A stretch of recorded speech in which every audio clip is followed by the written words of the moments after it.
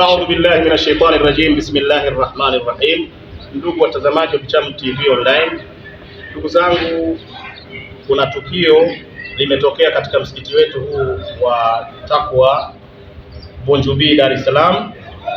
Ndugu mtazamaji, kuna propaganda ambazo zinaendelea sasa hivi katika nchi yetu ya Tanzania, ambazo zimeanzia Tunduma huko mpakani mwa Tanzania na Zambia, kwamba mtu akiguswa mgongoni habari zake zinaondoka, nyeti zake zinaondoka.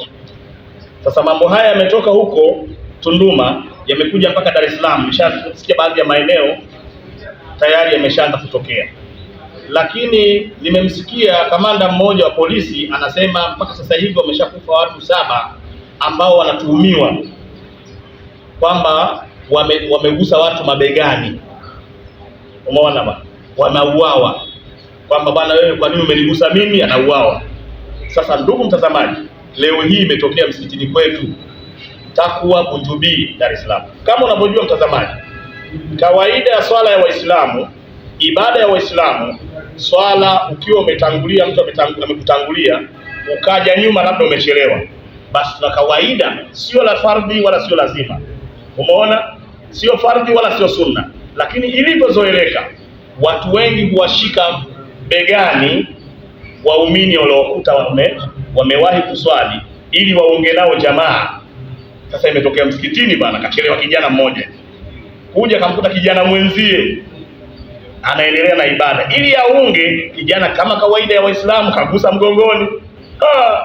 Kidume kilivyogeuka shekhe, kikapiga maigeri, na lillahi, ikaja ngume, utachukua utanigusaje bwana yangu, nimejisikia nimesimka, haiwezekani. Huku na huku Waislamu kaingilia kati, kuingilia kati jamani, huku na huku, mpaka kijana kaenda chooni kwenda kuangalia habari zipo, lakini aliporudi katoa jibu kwamba zimeingia ndani kidogo. Sasa zimeingia ndani, uone hali ya hewa hii, umeona bwana, zipo ila zimeingia ndani kidogo. Sasa ndugu mtazamaji, niko hapa msikitini na kijana aliyoguswa mgongoni yuko hapa, lakini sitomuonyesha kwa ajili ya ya vituo vyetu, na pia na taratibu za media. Sisi haturuhusiwi kwa vitu kama hivi kuvionyesha mbele za watu. Kwa hiyo mimi inshallah nitamstiri, lakini nitamuomba mpige picha wangu ampige, asionyeshe juu, apige kuanzia hapa kwenye kifua kwenda chini. Huyu bwana ndo aloguswa mabegani. Naomba mpige picha wangu uweze kuonyesha. Simama habibi, simama.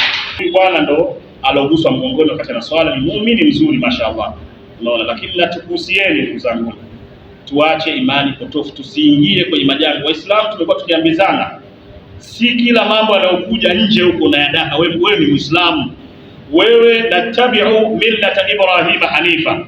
Sisi tunafuata mila ya Ibrahimu. Hatuwezi kuingia kwenye value system za watu washenzi, watu wa ajabu ajabu, wanatuletea vitu tunavibeba kwamba sasa hivi kuna hiki, sasa hivi kuna hiki. Basi naomba tumuonyeshe pia kijana ambaye moja kwa moja. Huyu bwana ndo shekhe ambaye kamgusa mwenzake wakati ya ibada. Ni kawaida unakuja unamgusa mwenzako mgongoni, kumpa ishara kwamba wewe sasa hivi ni imamu. Ulikuwa na swali peke yako, ulikuwa maamuma, sasa kuanzia muda huu wewe ni imamu. Ndio madhahibu mengi unakuta tuna kawaida ya kufanya hivyo ndugu zangu katika imani. Basi ndugu mtazamaji, mimi nitamalizia kwa kukupa au Waislamu au watu wote wa Tanzania tuache kuchukua maneno ya propaganda. Miaka ya 80 kuja 90, kuna mtu mmoja aliweka propaganda kwamba Buguruni kuna mwanamke kamtilia dawa mumewe kwenye ndoo ya kuogea ya maji, kaenda bafuni kaoga, kageuka nyoka, kabakiza kichwa tu cha binadamu. Shehe, watu walikuwa wanajazana pale maeneo ya Buguruni, gozana, watu wanakimbizana wanaenda kule. Lakini ukiangalia kumbe ile propaganda hakuna. Mwanamume aliyogeuka nyoka hayupo. Shehe, watu wanajazana tu. Waislamu tu au Watanzania tubadilike bana. Lakini katoka hapo wakasema kuna popo bawa. Watanzania mtachezewa mpaka lini nyie? Yaani kama mnatoletewa nyinyi mnabeba tu. Tuacheni mambo haya ndugu zanguni. Mbona tueleweki? Na hata maadui watatuchezea sisi. Kwa sababu gani? Ni watu wa kudakadaka tu. Kwa hiyo ndugu zangu watazamaji, mimi nimeona niwarushie hiyo, lakini tafadhali achana na uvumi huo. Bwana, tuache imani chafu. Wewe unaswali shekhe, unaogopa mtu akugusa mgongoni? Wewe unafanya ibada, wewe unamwogopa mtu akugusa mgongoni? Mabwana, mimi niguse tu, hii habari ipo, itakuwepo siku zote. Wa ila huna, wassalamu alaikum wa rahmatullahi wa barakatuh.